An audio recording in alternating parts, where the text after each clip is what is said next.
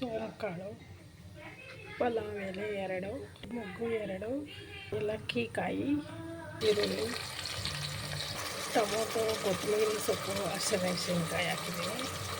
ಈರುಳ್ಳಿ ಫ್ರೈ ಆದಮೇಲೆ ಅರಿಶಿನ ಪುಡಿ ಹಾಕಿದ್ದೀನಿ ಮಾಡಿಟ್ಕೊಂಡಿರೋದು.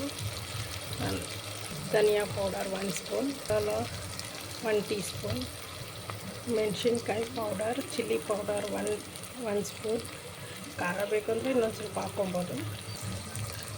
ಅರ್ಧ ಸ್ಪೂನ್ ಕರಿಮೆಣಸಿನ ಪುಡಿ, ಪೆಪ್ಪರ್ ಪೌಡರ್, ಕಸ್ತೂರಿ ಮೆಂತ್ಯ 1 ಸ್ಪೂನ್, ಬಿರಿಯಾನಿ ಪೌಡರ್ ಅರ್ಧ ಸ್ಪೂನು, ಹುಳಿ ಪೇಸ್ಟ್ 2 ಸ್ಪೂನು. ಫ್ರೈ ಆದಮೇಲೆ ಮೊಟ್ಟೆ ಹಾಕಬೇಕು. ಒಂದು ಸ್ವಲ್ಪ ಮೆತ್ತಗೆ ತಿರುಗಿಸಿ ಮಸಾಲೆ ಎಲ್ಲ ಮೊಟ್ಟೆಗೆ ಹಿಡಿಯುತ್ತೆ. ಬೇಕಾದ್ರೆ ಮೊಟ್ಟೆನ ಕಟ್ ಮಾಡ್ಕೊಬೋದು. ಅಲ್ಲಲ್ಲಿ ನಿಮ್ಗೆ ಯಾವ ಥರ ಬೇಕೋ ಆ ಥರ ಸ್ವಲ್ಪ ಚಾಕುದಲ್ಲಿ ಕಟ್ ಮಾಡ್ಬೋದು.